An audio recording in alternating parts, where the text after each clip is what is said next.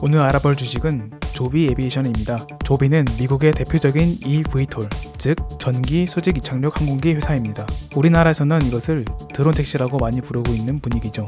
대표적으로 S4 기종을 보유 중이며 5인승 구조를 갖추고 있어 파일럿 1명 탑승에 4명 승객이 탑승할 수 있습니다.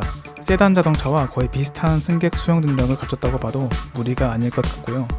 완전 부인하기에는 아직 테슬라 같은 자동차도 완전 자율주행 단계에 접어들지 않은 상태라 무인 비행은 시기상조라고 판단하여 파일럿의 탑승 좌석을 마련한 것으로 보입니다. 해당 기종 말고도 얼마 전엔 2인승의 소형 신모델도 발표한 바 있으나 일단 이번 영상에서는 먼저 공개된 주력 기종을 위주로 설명드리겠습니다. 조비의 기체는 일반적인 형태의 항공기와 다르게 헬리콥터처럼 수직으로 이륙이 가능하고 프로펠러의 방향을 수평으로 전환하여 고정액 항공기로 변한 후 효율을 극대화한 고정액 비행을 한 다음 착륙 또한 다시 수직으로 할 수 있는 틸트로터 항공기의 형태를 갖추고 있습니다. 상세 스펙을 말씀드리면 비행거리는 150마일, 대략 260km, 최대 시속 200노트, 대략 시속 360km의 속도로 비행 가능합니다. 이게 어느 정도인지 가늠이 안 되시는 분들을 위해 우리나라에서 비행한다고 가정하면 서울에서 무려 대구까지 40분 만에 갈 수 있는 수준입니다.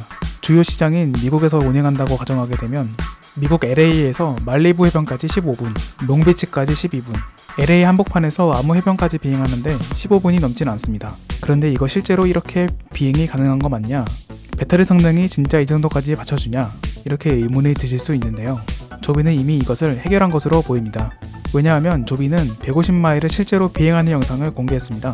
테스트 비행이라서 승객을 태우지 않고 진행한 것으로 보이지만 비행거리가 최소한 150마일은 확보가 된 것으로 보이고 아마도 탑승객의 수와 무게에 따라서 최대 비행거리에 변동이 있을 것 같은데 실제 탑승객이 있을 때의 최대 비행거리를 최대한 보수적으로 어림잡아서 절반 정도 거리인 60마일이라고 가정해도 비행거리가 거의 100km에 육박하기 때문에 배터리의 이슈로 인해서 조비의 항공기가 개발이 불가능하다고는 볼 수 없을 것 같습니다.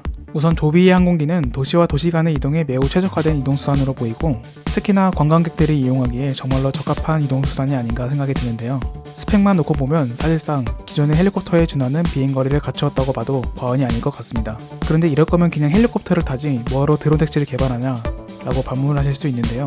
그것에 대한 답으로는 비용이 훨씬 저렴하고 소음 또한 일반적인 항공기보다 훨씬 적기 때문이라고 말씀드릴 수 있습니다.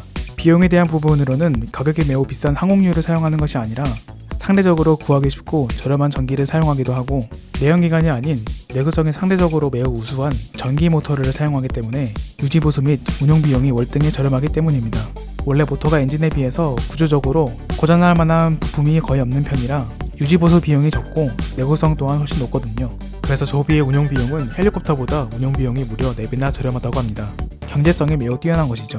그리고 전기 모터를 사용함으로써 컴퓨터와 센서를 통해 자세 제어도 훨씬 유리한데 전기 모터는 출력의 조절이 엔진에 비해서 매우 자유롭고 또 정밀하기 때문에 컴퓨터와 자이로 센서를 이용해서 자동 자세 제어 기능을 갖출 수 있습니다. 일반적으로 많이 사용되는 드론에 장착된 자동 자세 제어 기능을 생각하시면 이해가 빠르실 겁니다. 다시 말하면 컴퓨터와 센서가 자세 제어를 자동으로 도와주기 때문에 사람이 조종하는 비율이 높은 헬리콥터에 비해서 훨씬 안전하다는 장점이 있습니다. 그리고 일반적인 항공기는 소음이 정말 큰 것에 비해서 조비의 항공기는 월등한 수준으로 조용합니다. 조비는 유튜브에 공항 인근에서 소음을 측정한 영상을 공개했는데요. 영상을 보시다시피 소음이 더 적은 것을 알 수 있습니다. 무려 100배나 소음이 적다고 알려져 있는데요. 전기 모터로 구동되기 때문에 엔진 특유의 소음이 거의 없고 오직 프로펠러가 공기를 가르는 소리밖에 나지 않기 때문에 이 프로펠러의 공기 가르는 소리마저 프로펠러 블레이드의 속도를 소음이 적고 출력이 우수한 수준으로 적재를 조절함으로써 문제를 해결하였다고 합니다.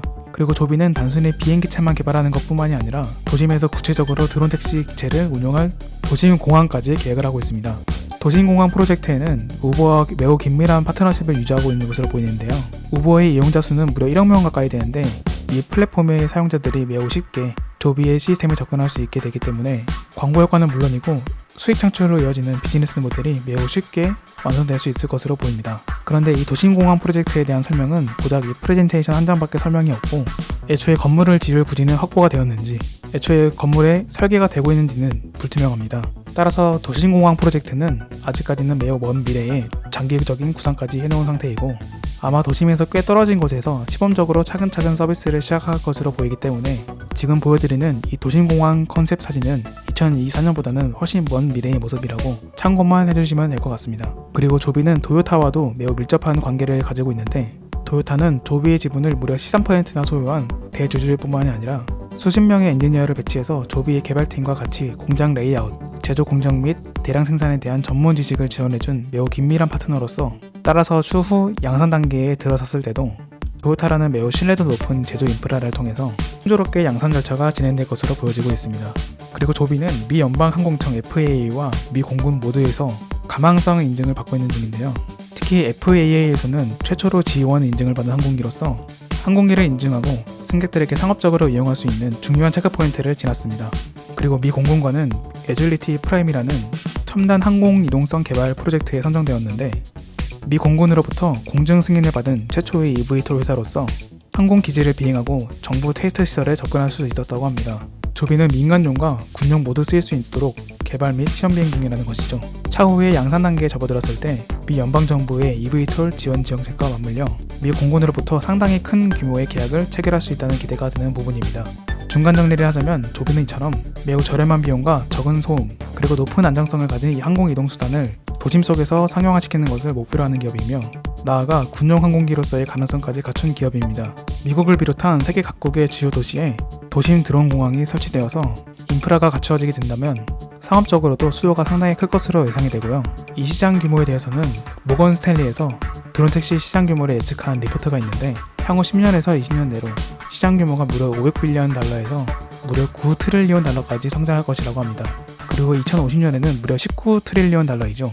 여기서 1트릴리온 달러는 하나로 약 1,000조 원 가량 되는데, 이 방대한 규모의 산업의 최전선에는 아마 조비가 있을 확률이 현 상황에서는 매우 유력해 보입니다.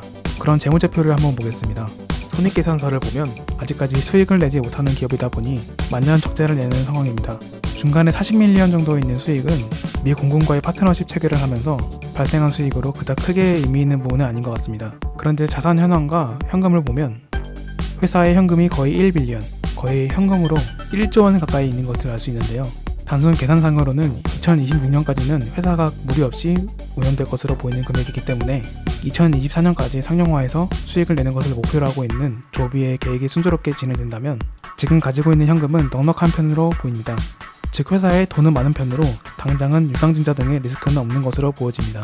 또한 핀텔에서 기관 소유권 또한 찾아보았는데, 최근 큰 손들의 매매 내역을 보니 아까 언급했던 모건 스탠리가 무려 600% 비중을 늘린 것을 확인할 수 있습니다. 또한 스테이트 스트리트 또한 약 비중을 300% 늘린 것을 확인할 수 있었습니다. 이를 통해 유명하고 손이 큰 기관들은 이번에 큰 하락장에서 팔지 않고 오히려 더 샀다는 것을 확인할 수 있습니다. 결론으로 넘어오면 조비는 현재 우리가 맞이하고 있는 전기차 시대를 넘어서 언젠가 우리가 마주하게 될 드론 택시 시대를 선도하고 있는 기업입니다. 다만 아직까지 사람을 태우고 비행을 한 영상을 공개한 적이 없는 점과 아직까지 드론 택시 공항에 대한 구체적인 계획이 없는 점을 고려하면 생각보다 상용화까지는 긴 시간이 걸릴 수 있어 보입니다. 하지만 언제 어떻게 조비 항공기에 안전성 평가가 끝났다는 호재 뉴스가 튀어나올지 모르고, 또한 갑자기 미 공군이나 민간 기업 등에게서 기체 제작 주문을 받아서 큰 매출이 생기는 대형 호재가 튀어나올지 모르는 상태이기 때문에 완전히 박살난 현재의 주가는 매우 매력적으로 보입니다. 그런 게 테슬라처럼 언젠가는 주가가 폭발적으로 상승할 수 있는 잠재력이 보이기도 하죠. 하지만 가격이 저렴하다고 해서 여기서 가격이 더 떨어지지 않는다는 보장은 아시다시피 없습니다. 특히 얼마 전에 조비의 주가가 무려 26%나 급등하는 기현상을 보이기도 하는데요. 이 상승 하나로만 봐서는 제대로 된 반등이라고 보기엔 어렵고, 단기적인 숏 커버링의 가능성 또한 배제할 수 없기 때문에, 따라서 조비에 투자하실 분은 조비가 상용화되기 전까진 주식을 절대 팔지 않겠다는 수준의 매우 장기적인 관점으로 접근하는 것이 좋아 보입니다. 오늘 영상은 여기까지입니다. 투자에 도움이 되셨다면 구독과 좋아요 부탁드릴게요.